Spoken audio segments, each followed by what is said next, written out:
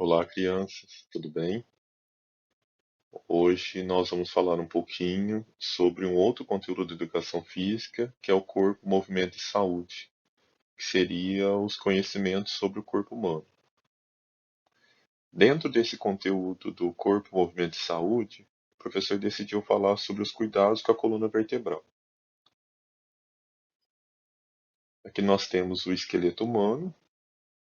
Vocês podem ver aí a caixa torácica, as costelas, a cintura e lá ao centro nós temos a coluna vertebral.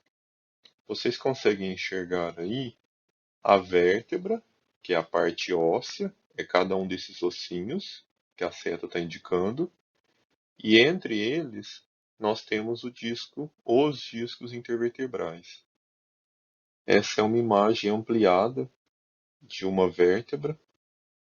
Quando vocês colocam a mão nas costas e conseguem sentir esses ossinhos, na verdade o que você sente na coluna é a vértebra, uma parte da vértebra.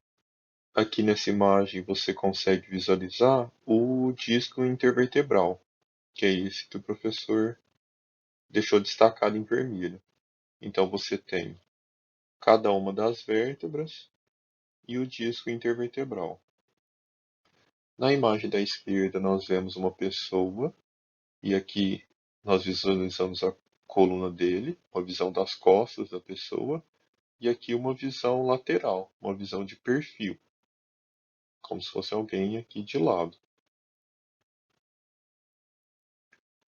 Nós temos na nossa coluna 7 vértebras cervicais, e essas são as vértebras que nós temos aqui na parte superior, tá? Nós temos 12 vértebras na região torácica, que é do tórax, aqui da caixa torácica. Depois, nós temos mais 5 vértebras lombares. E o professor vai tampar aqui, eu imagino. Vamos ver. Não vai aparecer. Que é o sacro e o cóccix. Não ficou muito bom ter colocado aqui. Tampou. As alterações discais degenerativas. O que é isso, professor? Falou grego, né? São as mudanças que você tem nos discos intervertebrais que vão causando degeneração, que vão lesando, que vão machucando, destruindo esses discos. Então, em situações em que você não mantém uma boa postura, você pode provocar um desgaste, uma degeneração dos discos intervertebrais. Então, vamos aos motivos que podem causar essas degenerações. Predisposição genética é: se o papai, a mamãe, a família deles já apresentou algum desses problemas, existe sim uma possibilidade, você tem uma predisposição a apresentar esse mesmo problema no decorrer da sua vida. Um outro fator que pode causar esse desgaste dos discos intervertebrais é o envelhecimento, o sedentarismo, que é a pessoa que não pratica atividade física, que não se movimenta. Aqueles que fazem atividade física, mas fazem sem uma orientação ou sem realizar aquilo de maneira adequada, de maneira correta, isso também pode trazer riscos. E um último fator seria você carregar, levantar, se deslocar com muito peso. E é nesse item que a gente vai aprofundar, tá? Por que o professor falou sobre tudo isso da coluna? Para poder chegar nesse ponto de discussão que é: a sua mochila, ela está no peso correto? Quando você vai para a escola, que você coloca lá dentro o seu estojo, seu caderno, seus materiais, qual é o peso da sua mochila? Por outro lado, qual o peso máximo que uma criança pode carregar? Qual o peso que você, levando em consideração a sua altura, a sua idade, todos esses fatores, qual é o peso máximo que a sua mochila pode ter? O peso da mochila, pessoal, juntando lá todos os materiais, tudo que você carrega dentro dela, ele não pode passar de 10% do seu peso.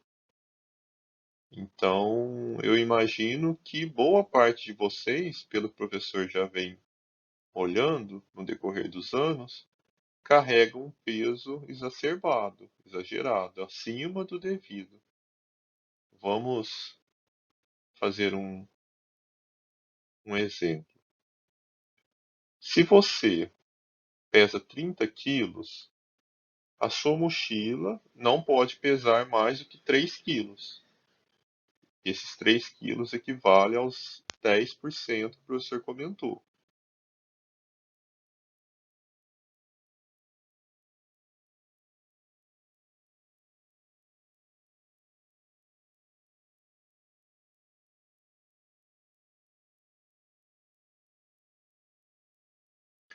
Pessoal, na pergunta número 1, qual o meu peso? Para aqueles alunos que em casa o papai, a mamãe, alguém da família tem aquelas balanças caseiras, vocês podem ir lá e verificar.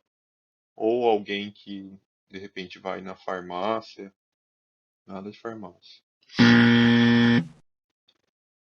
Se acaso vocês não tiverem essa informação, podem pegar mais ou menos aproximado. O papai ou a mamãe, o responsável por vocês, costuma saber qual o peso que vocês estão. Na pergunta número 2, qual o peso máximo que a minha mochila pode ter? Essa informação vocês conseguem com aquele exemplozinho que o professor deu. Se vocês tiverem dificuldade para fazer, pede para o papai, para a mamãe, para algum adulto que puder ajudá-los para fazer essa continha. Não é difícil, mas eu sei que nem todos vocês já aprenderam isso na escola, então vocês podem pedir ajuda. E a última pergunta, geralmente a minha mochila está acima ou abaixo do peso correto? Essa só poderá responder aqueles alunos que têm uma balança em casa para poder também pesar a mochila. Essa terceira, se você tiver essa informação, você pode responder. Caso você não tenha a balança, não tem como, pode responder só a primeira e a segunda, certo? Então, gente, muito obrigado pela atenção de vocês. Espero que vocês tenham gostado do vídeo. O professor está à disposição, caso vocês tenham alguma dúvida. Em casa, lavem bem as mãos, mantenham as mãos limpas o tempo todo e permaneçam em casa, certo? Se cuidem, fiquem com Deus. Um abraço a todos.